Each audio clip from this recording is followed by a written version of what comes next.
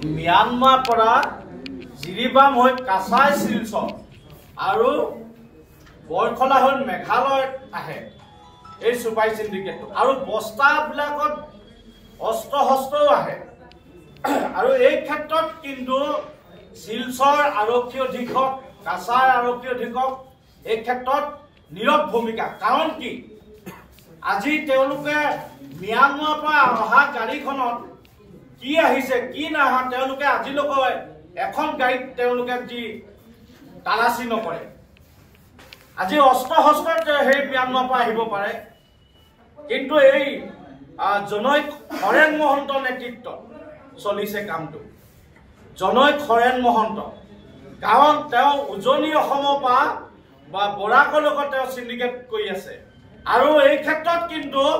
মুখ্যমন্ত্ৰীয়ে কোনো গুৰুত্ব প্ৰদান কৰা নাই আৰু ইয়াৰ পৰা দিছপুৰৰ পৰা মন্ত্ৰী জড়িত আছে হৰেণ মহন্তক নেতৃত্ব দিয়ে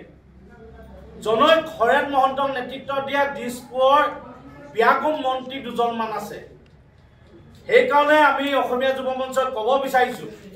যদি মুকলিকৈ যদি অস্ত্ৰ শস্ত্ৰ ম্যানমাৰৰ পৰা আনিব পাৰে তেনেহ'লে আৰক্ষী থকাতকৈ নথকাটোৱে ভাল শিলচৰ আৰক্ষী অধীক্ষক থকাতকৈ নথকাটোৱে ভাল আৰু কাছাৰ আৰক্ষী অধীক্ষক নথকাটোৱে ভাল কাৰণ তেওঁলোকে কোনো তালাচী নকৰে তেওঁলোকে অকল মাত্ৰ কেৱল টকা লোৱাৰ কাৰণে তেওঁলোকে অকল চেকগেট কেইখনমান বহাই থয় আমি সেইকাৰণে আজি সংবাদমেল যোগেদি তেওঁলোকক সকীয়াই দিছোঁ যদি এই চিণ্ডিকেট চক্ৰ বন্ধ নকৰে জনৈক হৰেণ মহন্তক যদি গ্ৰেপ্তাৰ নকৰে তেনেহ'লে কিন্তু আমি গণতান্ত্ৰিকভাৱে আন্দোলন কাৰ্যসূচী ল'বলৈ আমি বাধ্য হ'ম এতিয়া চাওক এখন গাড়ী ৭০,০০০কে লয় সেই বস্তুটো ক'ৰ পৰা কেনেকৈ ইয়াৰ পৰাতো মন্ত্ৰী জড়িত নাথাকিলে কোনোবা এজন আপুনি মই তাত গৈ কাম কৰিব নোৱাৰোঁ আৰু জনৈক হৰেণ মহন্তও কাম কৰিব নোৱাৰে তাত ইয়াৰ পৰা বেকআপ পাব লাগিব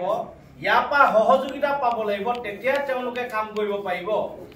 আৰু সেইকাৰণে আপোনালোকে নিজে ভাবি লওক কোন মন্ত্ৰী জড়িত হৈ আছে অসমত মানে কোন মন্ত্ৰীয়ে এইবিলাক কাম কৰি আছে আজি কোনোবা এখন গাড়ী ধৰাৰ লগে কোন মন্ত্ৰীয়ে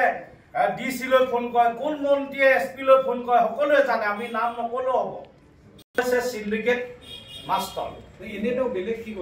বেলেগ তেওঁ গোটেই টোল গেটৰ যিমান কামকে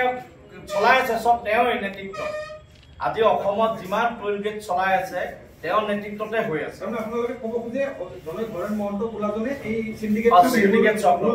মানে চৰকাৰে তেওঁক বৰপিয়া পাৰি দিলে আমাক এভাগ দিয়া তুমি এভাগ লোৱা এনেকুৱা চলি আছে এতিয়া অসমত সেইকাৰণে আমি বিজেপি নামটো এৰি চিণ্ডিকেট চৰকাৰ নামটো দিবলৈ বিচাৰিছোঁ চিণ্ডিকেট চৰকাৰ মানে যিহেতু তেওঁলোকে যদি চিণ্ডিকেটেই কৰিব পাৰে চৰকাৰ বিজেপি নামটো দি কি লাভ আছে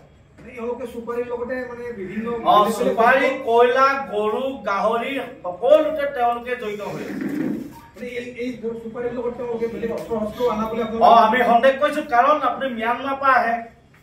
ম্যানমাৰৰ পৰা যদি বস্তু আহে চুপাৰী আহে তেনে তাত অস্ত্ৰ শস্ত্ৰ অনা এটা আমাৰ সন্দেহ আছে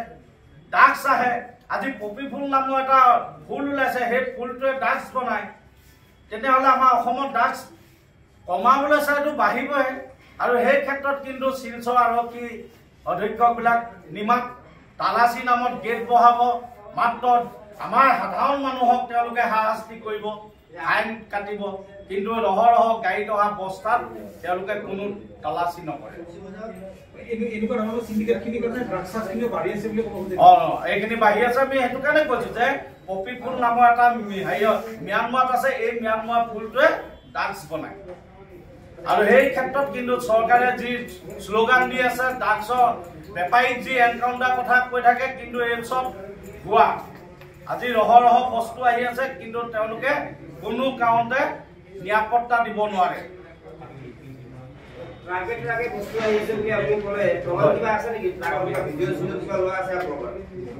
আমি আপোনালোকৰ চেনেলতে বাজিছে আপোনালোকৰ চেনেলত বাজিছে গাড়ী ক'ৰবাত এক্সিডেণ্ট হৈছে তাত কি ওলাইছে চুপাৰী ওলাইছে আৰু ম্যানমাৰৰ পৰা আহিছে বুলি ডাইৰেক্ট কৈছে আপোনালোকৰ চেনেলতে বাজিছে এই কথাখিনি আৰু জনাৰ পিছতো কিন্তু আজিলৈকে শিলচৰ আৰক্ষীয়ে এই কথাত ব্যৱস্থা গ্ৰহণ কৰা নাই। আপোনালোকে যেতিয়া অভিযোগ দিছে আপোনালোকৰ তাতে কিবা এনেকুৱা এভিডেন্স আছে নেকি যে এই ৰাস্তাটোৰ পৰা ইমান গাড়ী আহে? আপোনালোকে সহযোগিতা কৰিব। আমি আপোনালোকক গাড়ীৰ নাম্বাৰেদি আপোনালোকৰ লগ হৈ কিনে আমি গাড়ী আগচি ধৰিম, তেতিয়া আপোনালোকে আমাক সহযোগ কৰিলে হ'ব।